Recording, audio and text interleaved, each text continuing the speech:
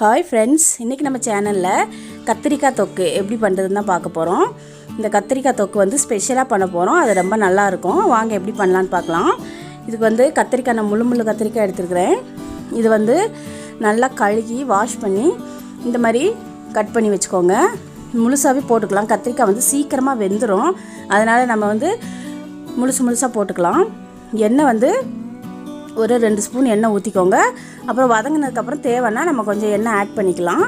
இப்போ நம்ம கட் பண்ணி வச்சுருக்கிற கத்திரிக்காவை அதில் போட்டுடலாம். போட்டு நல்லா வதக்கிறதுக்கு ஆரம்பிச்சுக்கலாம். நல்லா கிண்டி விட்டுக்கோங்க. இந்த கத்திரிக்காய் வந்து பிரியாணிக்கு, அப்புறம் வந்து தேங்காய் பால் சாதம், அப்புறம் வந்து வெஜிடபிள் புலாவ், இது எல்லாத்துக்குமே சூப்பர் காம்பினேஷன். சாப்பிட்றதுக்கு அவ்வளோ டேஸ்ட்டாக இருக்கும். கத்திரிக்காய் பிடிக்காதவங்க கூட நல்லா சாப்பிட்டுடுவாங்க. அவ்வளோ நல்லாயிருக்கும். அப்புறமா இதை நல்லா வதக்கிக்கோங்க. இப்போ கொஞ்சமாக உப்பு ஆட் பண்ணிக்கலாம். அப்புறம் நமக்கு கொஞ்சம் சீக்கிரமாக வதங்கும். அதுக்காக உப்பு ஆட் பண்ணிவிட்டு நல்லா மிக்ஸ் பண்ணி விட்டுக்கலாம். இது வந்து ஒரு அடுப்பில் நல்லா வெந்துக்கிட்டே இருக்கட்டும். தீ வந்து சிம்மில் வச்சுக்கோங்க. என்ன வேணும்னா கொஞ்சம் ஆட் பண்ணிக்கலாம். இப்போ இதுக்கு வந்து ஸ்பெஷல் பொடி ரெடி பண்ணுவோம். இதுக்கு வந்து கருப்பு எள்ளு வந்துட்டு இது வந்து ஒரு 50 கிராம். இது வந்து நல்லா நம்ம ட்ரை ரோஸ்ட் பண்ணி வச்சுக்கலாம். இது நல்லா பட்டன்னு வெடிச்சதுக்கப்புறம் நல்லா ரோஸ்ட் ஆகிடும். இதை எடுத்து மாற்றி வச்சுக்கலாம். நல்லா இது வந்து முன்னாடியே கழுகி காய வச்சு எடுத்து வச்சுக்கோங்க. எப்போவுமே வெள்ளெல்லாம் வாங்கினா கொஞ்சம் நிறையா வாங்கி கழுகி காய வச்சு எடுத்து வச்சுக்கிட்டிங்கன்னா அப்பப்போ நம்ம யூஸ் பண்ணிக்கலாம். இப்போ பாருங்கள், நம்மளோட எள்ளு நல்லா வெந்துருச்சு, நல்லா பொரிஞ்சிருச்சு. இப்போ வந்து நம்ம அடுத்தது வேர்க்கடலையும் நல்லா ட்ரை ரோஸ்ட் பண்ணிக்கலாம். நல்லா வறுத்துக்கோங்க. பாருங்கள், இது வந்து ஆல்ரெடி ஏற்கனவே வறுத்த கடலை தான். அதனால் நம்ம கொஞ்சமாக வறுத்தா கூட போதும். இதை எடுத்து மாற்றி வச்சிடலாம். இப்போ நம்ம கத்திரிக்காய் ஓரளவுக்கு வெந்திருக்கும். அதை பார்க்க போகலாம். கத்திரிக்காய் பாருங்கள், ஓரளவுக்கு நல்லா வெந்திருக்கு. சிம்லேயே வச்சு வதக்கிடலாம். அப்போனா வந்து அந்த கத்திரிக்காய் நல்லா வதங்கி வரும். இப்போ நம்ம வறுத்து வச்சுருக்கிற எள்ளு ப்ளஸ் வேர்க்கடலை அதையும் நம்ம அரைச்சி எடுத்துக்கலாம்.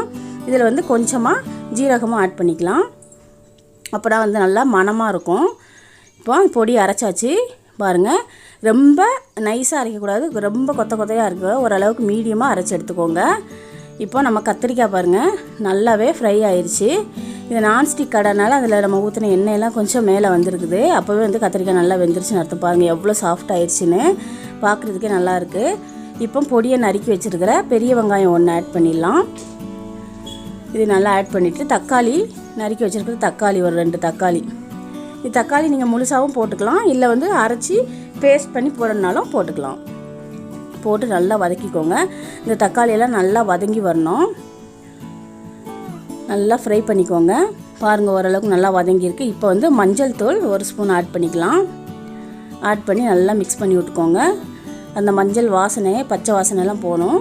இப்போ குழம்பு மிளகாய் தூள் கொஞ்சம் ஆட் பண்ணிக்கலாம். 2 ஸ்பூன் வரைக்கும் நான் ஆட் பண்ணியிருக்கிறேன் குழம்பு மிளகாய் தூள். இது எல்லாமே வந்துட்டு தக்காளி வெங்காயம் அதெல்லாம் வதங்கினதுக்கப்புறமா நம்ம ஆட் பண்ணிக்கணும். இப்போ அதோட பச்சை வாசனைலாம் கொஞ்சம் போயிருக்கும். இப்போ வந்து கொஞ்சமாக புளி ஆட் பண்ணிக்கலாம்.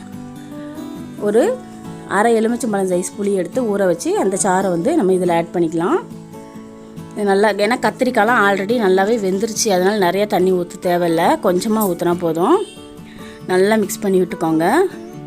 கத்திரிக்காய் அதிகமாக யாரும் சாப்பிட மாட்டாங்க. அதனால் இந்த மாதிரி செஞ்சு கொடுத்திங்கன்னா ரொம்ப விரும்பி சாப்பிடுவாங்க. டேஸ்ட்டும் ரொம்ப நல்லாயிருக்கும். இப்போ தேவையான அளவு கொஞ்சமாக தண்ணி ஊற்றிக்கலாம். ஊற்றி நல்லா மிக்ஸ் பண்ணி விட்டுக்கலாம். இது ரொம்ப கொதித்து வரணும்னு அவசியம் இல்லை, ஏன்னா ஆல்ரெடி எல்லாமே வெந்து ரெடியாக தான் இருக்குது. இப்போ உப்பு தேவையான அளவு கொஞ்சம் ஆட் பண்ணிக்கலாம். ஆட் பண்ணிட்டு நல்லா கிளறி விட்டுக்கலாம். இப்போ எண்ணெய் கொஞ்சமாக நம்ம ஆட் பண்ணிக்குவோம். அப்போ தான் கொஞ்சம் நல்லாயிருக்கும். ஆல்ரெடி 2-3 ஸ்பூன் ஆட் பண்ணியிருக்கோம். இப்போ 1 ஸ்பூன் ஆட் பண்ணிக்கலாம். அப்புறம் இந்த கத்திரிக்காய் சாப்பிட்றதுனால என்ன நன்மைன்னு கேட்டிங்கன்னா, வயிறில் இருக்க தண்ணியெல்லாம் நல்லா வற்றிடும். இப்போ வந்து கொஞ்சமாக நம்ம இனிப்புக்காக வெல்லம் போட்டுக்கலாம். வெல்லம் வேண்டான்னு இருக்கிறவங்க போட தேவையில்லை. வெல்லம் போட்டால் இன்னும் கொஞ்சம் ஸ்வீட்டாக டேஸ்ட்டாக இருக்கும். அதுக்காக ஆட் பண்ணுறோம். அப்புறமா நம்ம லாஸ்ட்டாக அரைச்சி வச்சுருக்கிற அந்த மசாலா பொடி அதை வந்து ஆட் பண்ணிடலாம். அப்புறமா வந்துட்டு நீர் வந்து உடம்புலேருந்து இறங்கலன்னு நினைக்கிறவங்க அந்த கத்திரிக்காவை வாரத்தில் 2-3 நாள் வரைக்கும் செஞ்சு சாப்பிட்டாங்கன்னா உடம்புல இருக்க நீரெல்லாம் நல்லா சுத்தமாக வற்றிடும். அந்த அளவுக்கு ஹெல்த் பெனிஃபிட்ஸ் நிறைஞ்ச கத்திரிக்காய் இது. அதனால் கத்திரிக்காய் பற்றி நிறைய பேருக்கு விழிப்புணர்வு கிடையாது.